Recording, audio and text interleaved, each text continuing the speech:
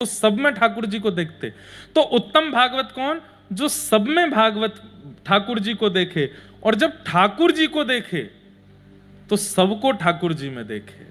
यही मेरे माँ हैं, यही मेरे पिता हैं, यही मेरे गुरु हैं, यही मेरे बालक हैं, सर्वस्व यही है, अगल बगल कौन है मुझे नहीं पता। तो रिक्त करके बैठेंगे चित्त को तो ही कथा विराजमान हो सकती है, नहीं तो विस्मृति संभव है। तो दूसरे श्रोता का लक्षण क्या है? सुख। सुख श्रोता क्या करता है? सुनी हुई कथा को तुरंत रट करके दूसरों को सुना देता है।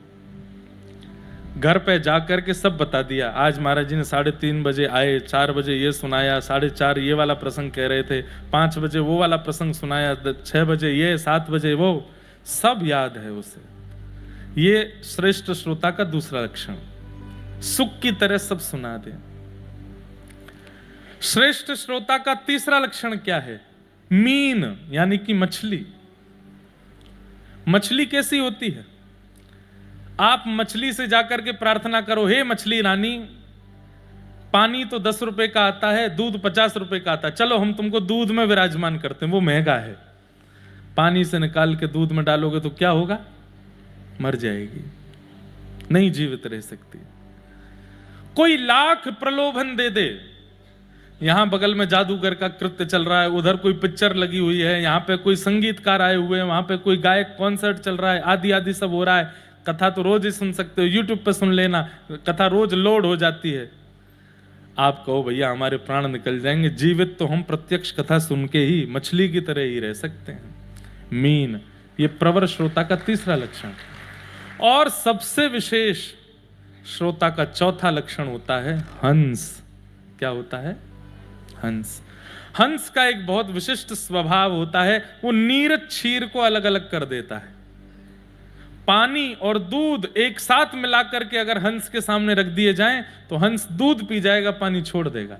दुनिया की कोई ताकत ये काम नहीं कर सकती कि दूध से पानी को अलग कर दे, हंस कर देता है।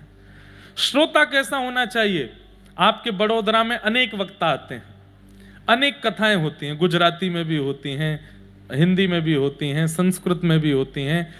कई जगह कथा ही नहीं होती, केवल और केवल आनंद ही होता रहता है, मजाक ही चलता रहता है। सब तरीके के लोग हैं, कथा करने वाले, सुनने वाले भी। पर आपको हंस बन के जाना है। वक्ता कैसे हैं, व्यवस्था कैसी है, श्रोता कैसे हैं, इन सब का विचार नहीं करना। हंस बन करके उस कथा में दूध क्या मिला उसको ग्रहण करके आओ, पानी को छोड़ करके आओ, ऐसा बनिए। चैतन्य महाप्रभु, आहा,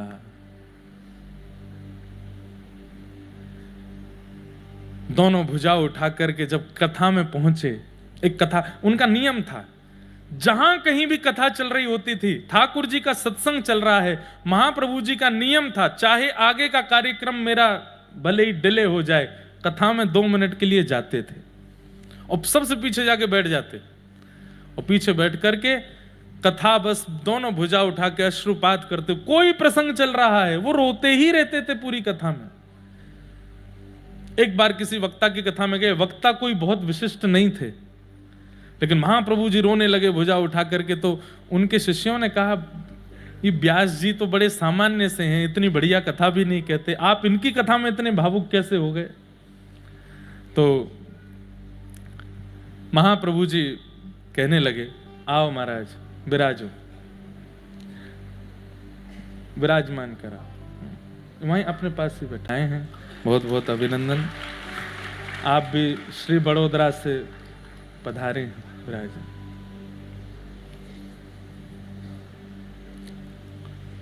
तो क्या निवेदन कर रहा था मैं? कहां था?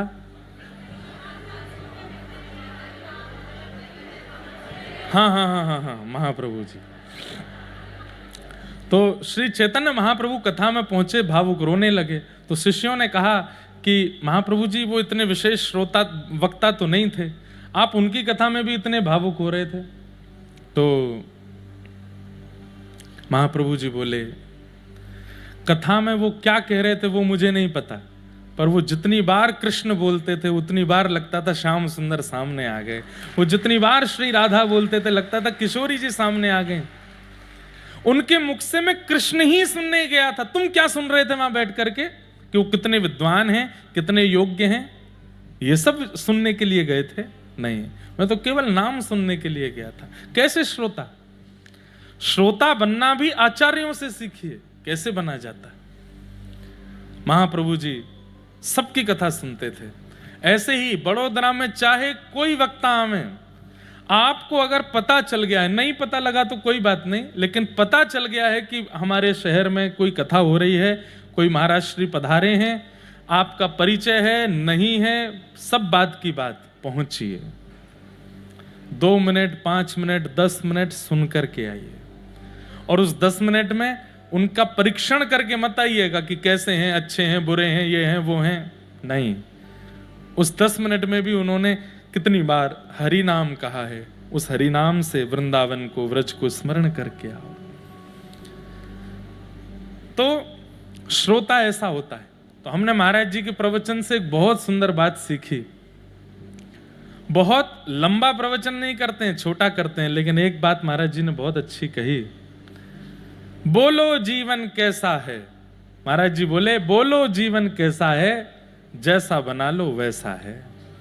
इतनी अच्छी बात लगी है कि आप दूसरे को आरोपित नहीं कर सकते कि इसकी वजह से मेरा जीवन ऐसा हो गया या इसकी वजह से मेरा ये काम नहीं बना। आपके अपने हाथ में अपना जीवन है, आप जैसा बना लेंगे वो वैसा बनता चला जाएगा। कई बार ऐसा होता है कि माहौल परिस्थिति के अनुसार कई लोग दुष्कर्म करने लगते हैं, लेकिन हम तब भी कहते हैं दुष्कर्म करने की संभावना सबको प्राप्त होती है, लेकिन अपने हाथ में अपना जीवन होता है तो कोई व्यक्ति दुष्कर्म कर नहीं पाता। बोलो जीवन कैसा है, जैसा बना लो वैसा है। तो हमने महाराज जी से ये बात सीखी। तो इसलिए श्रोता कैसे बनो, हंस जैसे बनो, सबसे सीखो।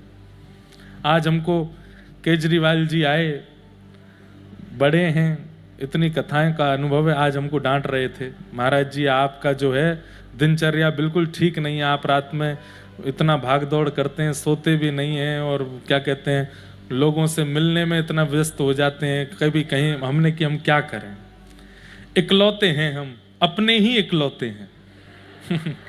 अब मुझे सब जगह जाना भी है, सब देखना भी है। अब कोई संत महात्मा तो है नहीं, हम गृहस्थाश्रमी है, तो वहां घर का भी ध्यान रखना पड़ता है। पिताजी की बात, फिर लाल जी का उत्सव आ रहा है तो कॉन्फ्रेंस पे 10-5 लोगों से बात चल रही है, पंडाल में क्या चल रहा है, वहां क्या, उनसे बात करो।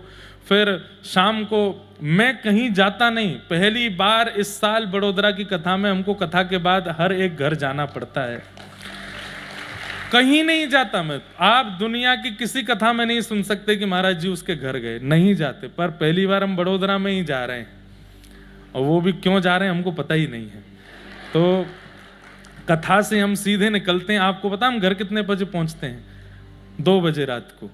यहाँ से कथा पूरी करके जाते हैं, फिर इधर उधर कहीं 1-2 जगह जाते हैं, फिर अपने किसी कार्य से, क्योंकि हमारी रिकॉर्डिंग सूरत, बड़ोदरा और बम्बई में ही होती हैं। तो बड़ोदरा में कल आपके गुजरात के सुप्रसिद्ध युवा गायक हैं आदित्य गढ़वी जी, उनके साथ हम एक संगीत कर रहे थे रात को, और बहुत जल्दी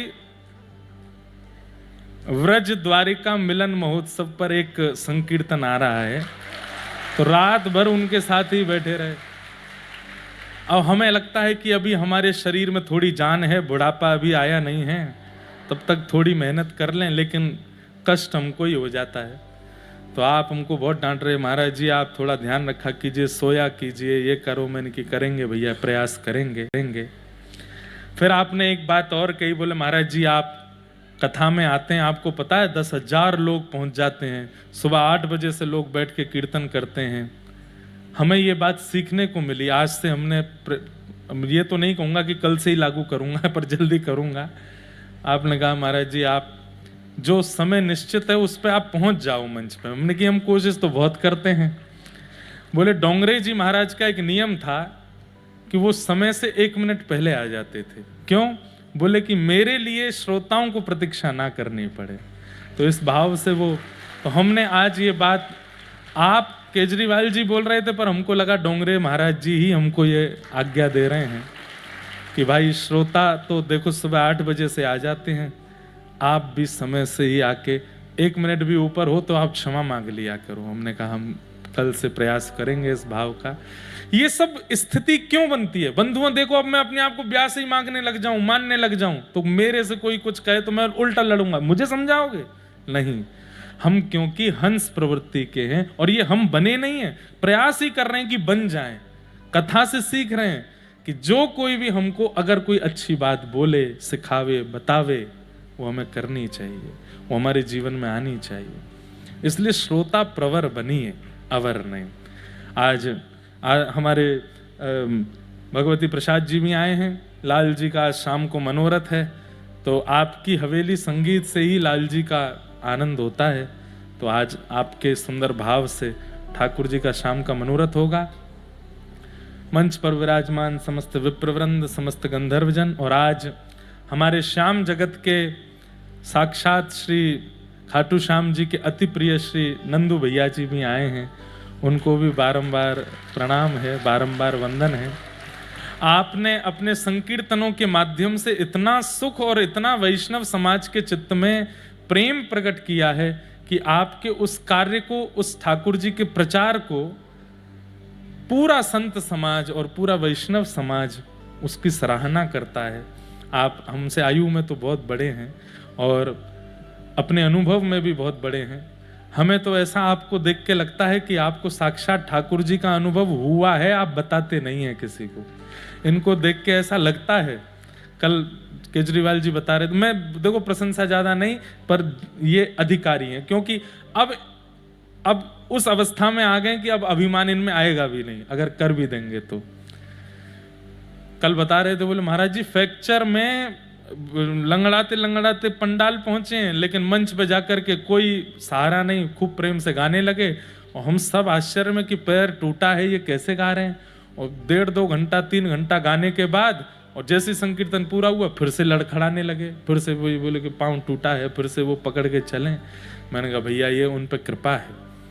जब आप ठाकुर जी का संकीर्तन करते हैं तो हमारे वैष्णव समाज के लोग बड़े आनंदित होते हैं। आपकी सेवा को हम बारंबार प्रणाम करते हैं, वंदन। और आजकल आप ब्रजवासी हो गए हैं, उसकी आपको बहुत बहुत बधाई, बहुत बहुत मंगल कामना। हमारे ब्रज में ब्रज विकास ट्रस्ट है और वहाँ पूरे उस ट्रस्ट के जो संचालन करता है संत जनों के बड़े प्रेमी हैं। हमारे मध्य में विश्वनाथ जी भी विराजमान हैं, उनको भी बहुत बहुत स्नेह देते हैं, उनको भी बहुत बहुत प्रणाम करते हैं। संत इनको बहुत स्नेह करते हैं। हमारे व्रजमंडल के संत और व्रजमंडल के ब्रजवासी अगर किसी को प्रेम दे रहे हैं तो समझो साक्षात किशोरी जी और ठाकुर जी प्रेम दे रहे हैं। ऐसे सब विशिष्ट जन यहाँ विराजमान हैं, सबको हम वंदन करते हैं। आप सब श्रोताओं को जय श्री कृष्ण, जय सिया राम, जय श्रीमन नारायण, जय द्वारिकाधीश, जय हो। केम छो? 6 दिन बाद याद आया हमको कि ये भी पूछना है। हूँ मजामा छो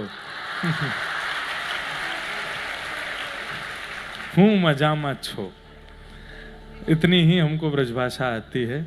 बाकी गुजराती आती है। एक तो हमको पद भी आते हैं, जब लगेगा अनुभव का कुछ भाव तो गाएंगे जरूर।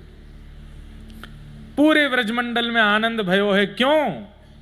क्योंकि नंदस्त्वात्मज उत्पन्ने जाता ह्लादो महामना आहूय विप्रान वेदज्ञान स्नातः सुचिरलंकृतः वाचयित्वा स्वस्तेनम् जात कर्मात्मजस्य वै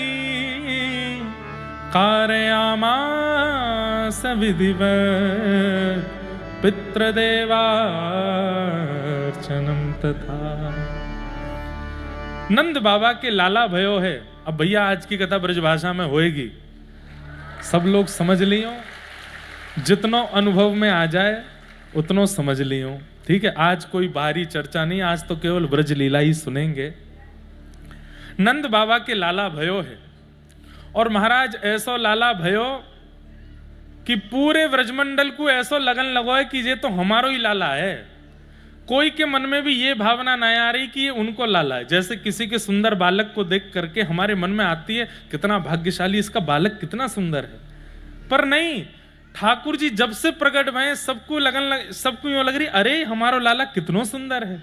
सब हमारो शब्द को प्रयोग कर रहे हैं ठाकुर जी को देख करके। कोई भी नंद बाबा के लाला हैं, यशोदा के लाला हैं, ऐसा नाय कह रहे हैं। सब ब्रजवासी इकट्ठे हो गए और जाकर के नंद भवन चारों तरफ से घेर लियो। बधाई हो कि जय जयकार करन लगे। महाराज दसों दिशाओं में हवा की तरह बात फैल गई कि नंद बाबा के लाला भयो है। सोई एक खबर पहुंची श्री बरसानो धाम। ध्यान से सुनियो सबरे। नंद बाबा और श्री वृषभानु जी ये बाल्यकाल के सखा हैं। ऐसा वर्णन आवे हमारे ब्रज के साहित्य में कि नंद बाबा और वृषभानु जी जब दोनों यमुना जी में स्नान करते तो एक दूसरे को हाथ पकड़ करके स्नान करके गोता लगाते, पितरन के गोता लगाते, अपने पूर्वजन के गोता लगाते। और जब सबन के गोता लगाते तो अंत में ऐसे ही एक दूसरे को हाथ पकड़ के एक दूसरे को मुखमंडल देख के खुश हो जाते और फिर गोता लगाते कहते, हे यमुना मैया हम में ते जाको लाला हो और जाकी लाली होए। आप कृपा करियो ये मित्रता संबंध में परिवर्तित हो जाए और हमारे बालकन को संबंध होए। बस प्रतीक्षा कर रहे हैं वहां। वृषभानु जी प्रतीक्षा कर रहे हैं या तो हमारे लाला है जाए उनके लाली है जाए, या उनके लाला हो हमारी लाली है जाए, कछु तो हो। अब दो पक्ष हैं हमारे व्रज में। एक पक्ष तो कहता है कि किशोरी जी बड़ी हैं ठाकुर जी से, 1 साल बड़ी हैं, और एक पक्ष कहता है कि किशोरी जी 1 साल छोटी हैं ठाकुर जी से। तो हम उस पक्ष की बात कर रहे हैं। हम अब आप कहेंगे कि आप कौन सा पक्ष मानते हो? दोनों मानते हैं। किशोरी जी बड़ी भी हैं, किशोरी हमें कहा मतलब है भैया, विवाद में पड़े हुए थे बड़ी हैं कि छोटी हैं, हमें तो सुख लेना है, आनंद लेना है। और भैया हमारे ब्रज में गांव में हमारे माई श्यामा जू को राज जाके अधीन सदा ही सांवरो, जाके अधीन सदा ही सांवरो, या ब्रज को सिर ताज हमारे माई श्यामा जू को राज। अगर किशोरी जी 1 साल छोटी हैं तो भी, 1 साल बड़ी हैं तो भी अधीन तो लाला ही रहे। अधीन मतलब समझते हैं? आसर तू, डिपेंडेंट। ठाकुर जी इंडिपेंडेंट नहीं है, डिपेंडेंट है। कौन पे? श्री जी पे। सदा उनके अधीन रहे मैं। हाँ। अब वह पक्ष में अगर मैं ज्यादा जाऊंगा ना तो वो फिर बरसाने में सुनियो वहीं सुनाऊंगा। ये अधीनता को पक्ष तो वहीं कहो जाएगा। द्वारिका की भूमि है, रुक्मणी आदि सब मुंह मारवे आ जाएंगी। ज्यादा श्री जी को पक्ष मत लो, यहाँ पे विचार करके बोलो, हम बैठी हैं। वैसे एक बात आपको बताएं, द्वारिका में अगर हमारी किशोरी जी का सबसे बड़े भक्त कोई है तो वो 2 हैं। नाम बताऊं? पहले श्री उद्धव जी और दूसरे श्री रुक्मणी जी। ये बात कई लोगों के अनुभव में नहीं है।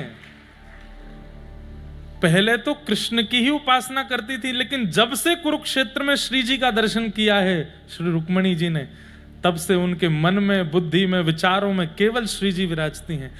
कथा आती है कि शाप लगा, रुक्मणी जी को 12 वर्ष का वियोग दिया गया। अब वो द्वारिका प्रसंग आएगा तब मैं कहूंगा। 12 वर्ष के लिए ठाकुर जी से दूर रहने का शाप लगाया गया। और ये शाप की खबर जैसे ही किशोरी जी को पता चली, भेंट द्वारिका समुद्र के बीच में श्री रुक्मणी जी विराजती थीं और इतना विरह में रहती थी कि ठाकुर जी के बगैर हम कैसे रहें। उस समय किशोरी जी की, उस समय रुक्मणी जी की पग पग पर, पल पल पर, क्षण क्षण पर यदि किसी ने रक्षा की है तो वो हमारी किशोरी जी ने की है।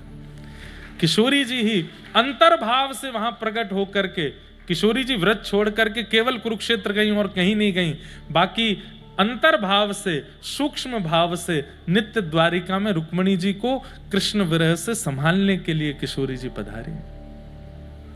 वो एक अलग विषय है, सुनाऊंगा कभी। तो ये पक्ष जो मैं अब सुना रहा हूं, इस पक्ष में किशोरी जी ठाकुर जी से 1 साल छोटी हैं। इसका मतलब लाला को जन्म है गयो है, पर लाली ना है भाई अभी तक। लेकिन जैसे ये खबर पहुंची वृषभानु बाबा के पास यहां भानु बाबा ने कही, अरे भैया लाला भयो है, चलो। बोले कहाँ लेके चलें? बोले टीको लेके चलो। टीको समझे? टीको कैसे कहें? संबंध पक्को करवे चलो। लाला के जन्म हेती एक दिना के ठाकुर जी भय, 24 घंटा के ठाकुर जी होते ही ठाकुर जी को संबंध पक्को है गयो। सब लोग बधाई ले ले करके आ रहे हैं, लेकिन तभी कहा देखो कि बड़ी भीड़ में, गोकुल की भीड़ में नृत्य कर रहे हैं सब, और तभी बीच से श्री वृषभानु बाबा अनेक ब्रजवासीन के साथ में टीको लेकर के आ रहे हैं। सामग्री से पता चल जाता है कि कौन सी बधाई है।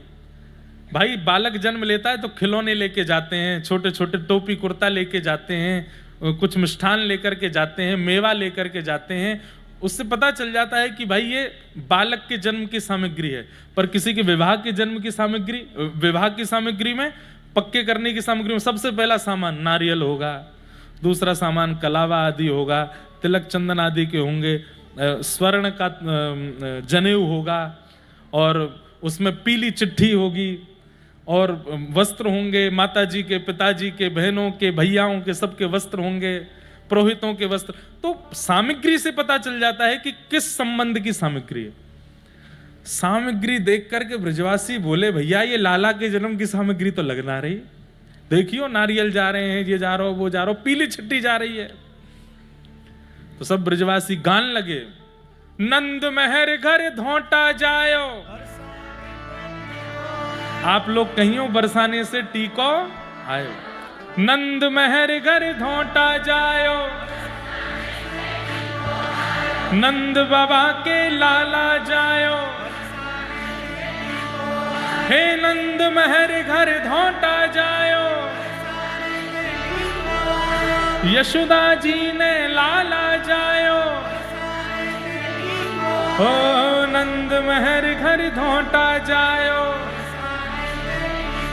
हे नंद महर घर धोटा जायो।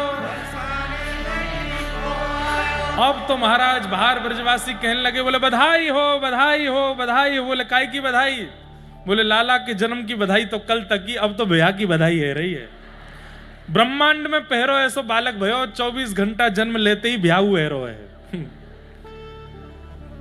अटारी पर खड़े नंद बाबा ने जैसे ही देखे वृषभानु बाबा टीको लेकर के आ रहे, भाई बधाई गब रही है, नाच रहे हैं, झूम रहे हैं, सब उत्सव मना रहे हैं, यहां तक तो बात ठीक है।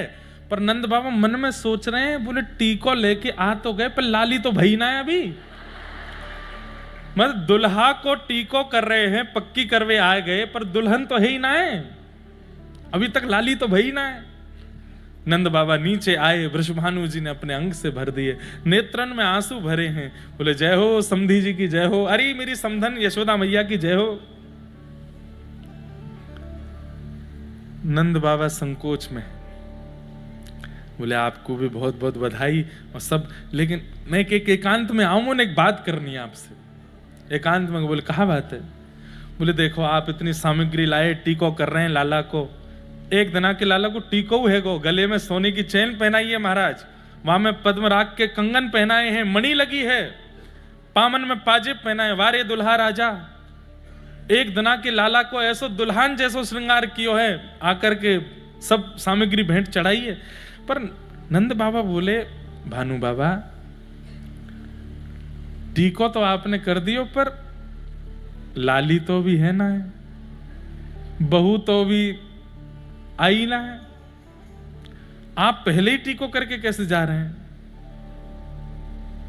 कोई संभावना है का?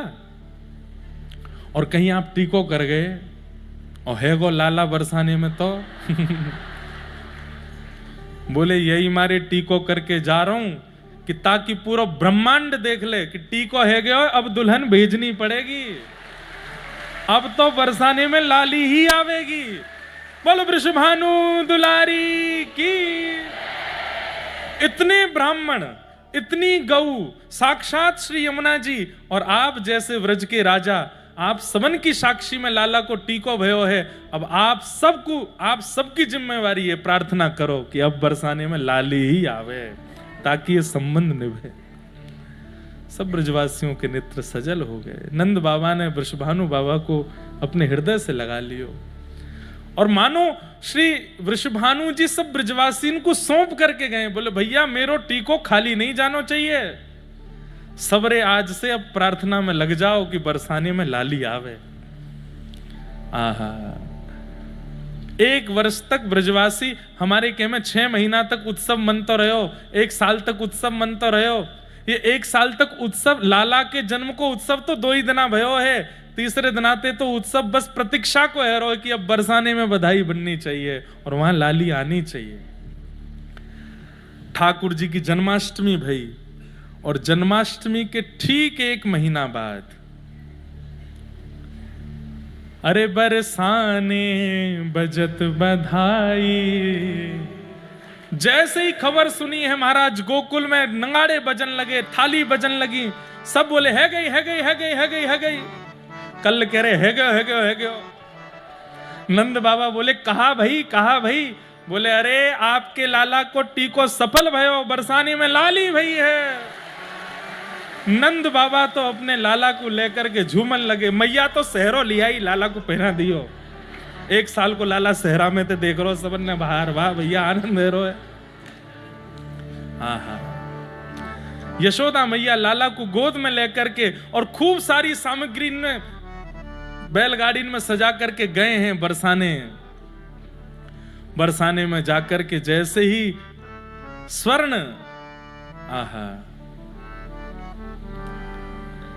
एक छंद सुनाऊं।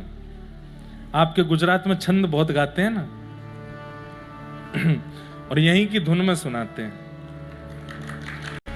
अच्छा, मुझे कल पता चला जब गायकों के बीच में बैठा था, बोले महाराज जी हमारे गुजरात के बड़े बड़े गायक सब जगह जाने में आनंद करते हैं पर बड़ोदरा आने में थोड़ा डरते हैं। बोले यहाँ के श्रोता सामान्य नहीं है, नेक में ही गलती निकाल देते हैं।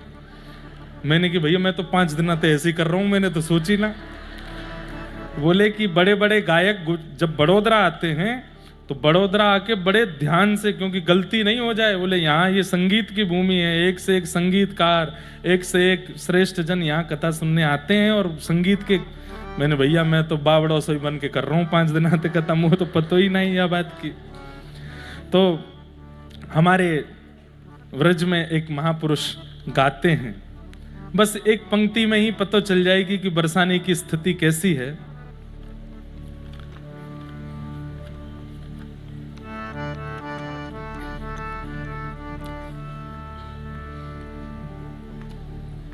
हे जीने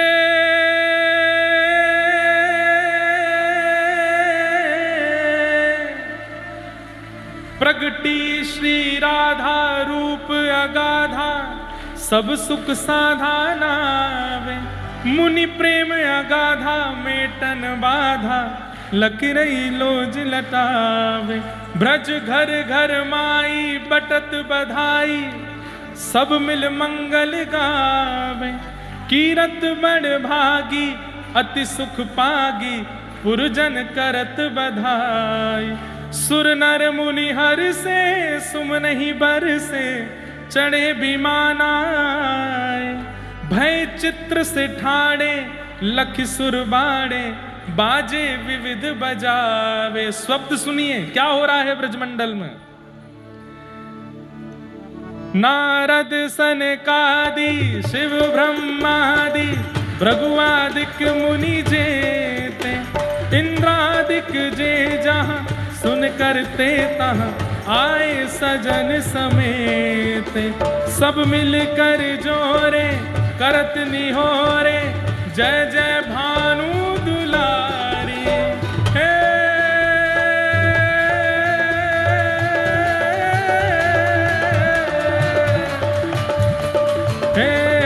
जय कीरत कुमारी जय हरि प्यारी, जय जय सुखदातारी। जय नित्य किशोरी प्रिय चित चोरी, यह बिनती सुन लीजिए। जय नित्य किशोरी प्रिय चित चोरी, यह बिनती सुन लीजिए। क्या विनती है हमारी? हे किशोरी जी, हमारी एक ही विनती है। क्या हो? ब्रजवास ही दीजे ब्रज रस पीजे चरण शरण गह लीजे। कर जोर मनाऊं यह वर पाऊं दंपति यश नित गाऊं। पद कमल सुतोरा महु मुस मोरा मन नित जहां बसाऊं। रही भांति सकल विद स्तुति करके निज दिज धाम सिधारे। नंदादिक आए अति हर्षाए सब मिल मंगल गाए। सब ही जन गावे सब ही बजावे सब ही दहिले भाजे। बरसाने आए विधिन सुनाए जय जयकार करावे। जय जयकार करावे जय जयकार करावे। बोल वृषभानु दुलारी की जय। श्री कीरत कुमारी की जय। जय जय श्री राधे जय जय श्री राधे जय जय श्री राधे। आहा बधाई हो।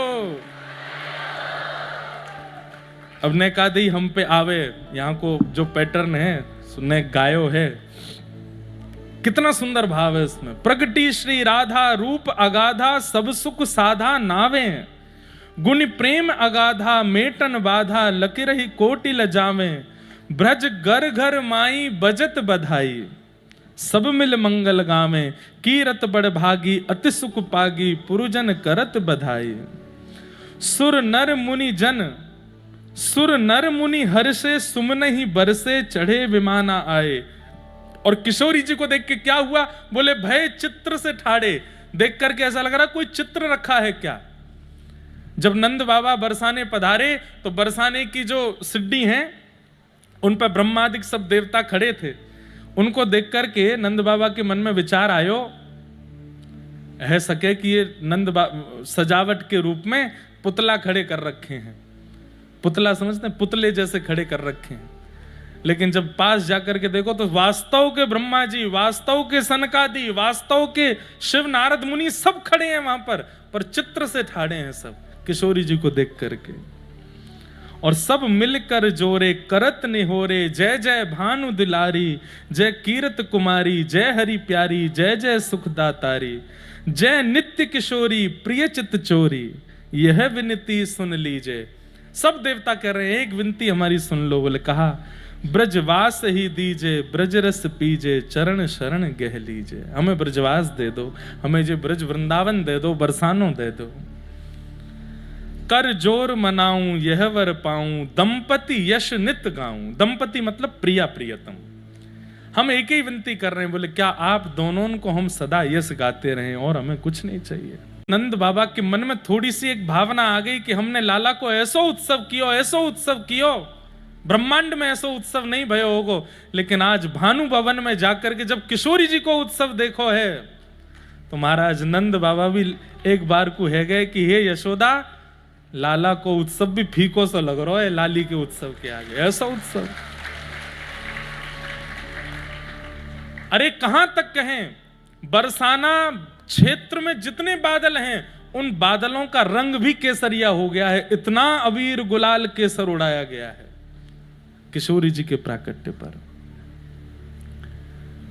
यशोदा मैया ऐसे दिव्य दिव्य रत्न आभूषण मणि माणिक सब लेकर के गई हैं। लेकिन जैसे ही किशोरी जी को पलना में झूलते हुए देखा, यशोदा मैया नंद बाबा से बोली कहां दूं या लाली को। बोले इतने मणि माणिक लेके आए। बोले तुम स्वयं देख के बताओ, या कि रूप माधुरी को देख करके लग रहा है कि वो मणि माणिक स्वर्ण आभूषण आदि लायक हैं, तुच्छ से लग रहे हैं सब लाली के रूप के आगे। बंधुओं, जन्म लेने के बाद 2, 4, 10 दिन तक बालक का रूप नहीं आता, वो सामान्य से ही लगता है। सब बालक एक जैसे ही लगते हैं। अगर 2, 4 बालक एक साथ जन्म लें और एक साथ उनको धर दिया जाए, उनकी मैया नहीं पहचान पाए मेरो कौन सा। कॉम्प्लेक्शन अलग हो सकता है, बाकी रूप एक जैसे ही होते हैं। लेकिन एक दिन की लाली को देख करके ये विचार करनो कि मणि माणिक कौस्तुभ मणि आदि सब फीकी हैं, तो सोचो कि जन्म लेती किशोरी जी कितनी सुंदर होंगी। अष्टदल कमल जैसा सुंदर पलना है और वहाँ के बीच में किशोरी जी लेटी हैं। जैसे ही श्री नंदरानी जी ने देखो सब सामग्री फीकी लग रही हैं, नंद बाबा तो कह रही मेरो तो मन ही ना है हेरो कछु भी लाली पे चढ़ावे को, इतनी सुंदर है लाली, या के समान हम कछु लेके ही नहीं आए हैं। सोई गोद में यहाँ कमर पे लटके हुए हैं लाला, धीरे ते मैया खुजान लगे, बोले मैं हूं ना रत्न। 1 साल के लाला मैया को खुजान लगे, बोलना तो जाने नहीं है। मैया ने जैसे ही लाला देखे, नंद बाबा तो बोली मिल गए रत्न। बोले कौन सा? मेरे हृदय को नील रत्न, याते बढ़िया रत्न नहीं मिलेगा। अरे वृषभानु बाबा, अरे कीर्ति मैया, आज आपकी लाली को दिव्य रत्न मोह दिखाई, आज लाली को जन्म भयो है तो एक रत्न दे रही। बोले कहा? ठाकुर जी गोद में लिए 8 बार किशोरी जी के ऊपर उसार करके और उन्हीं को श्री चरणन में पधराए दियो। बोले युगल जोड़ी सरकार की। आहा, जैसे ही ठाकुर जी बगल में पधराए हैं, आकाश से पुष्प वर्षा है लगी। महादेव दौड़े ढांडी बन करके। कौन बन के? सबरी बात यही सुना दूंगा तो बरसाने में कहा सुनाऊंगा मैं। और फिर वहां ढांडी लीला हुई। ढांडी कौन है? बोले जब मंगल होता है घर में तो मांगने वाले आते हैं। ढांडी वो नहीं होते जिनको आप सोच रहे हो, ये दूसरे होते हैं। तो महादेव ढांडी बन के आए। ये सब लीला बरसाना उत्सव में होंगे।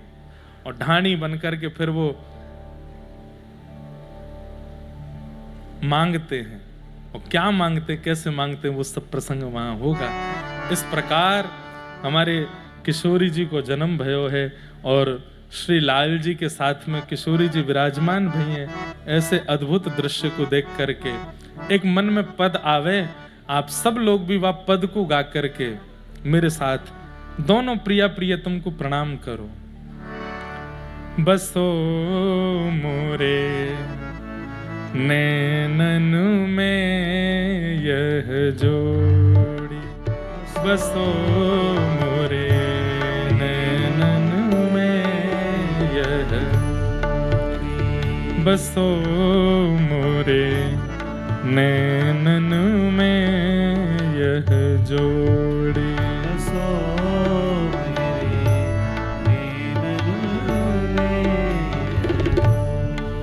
हाँ बसो मोरे नैनन में यह जो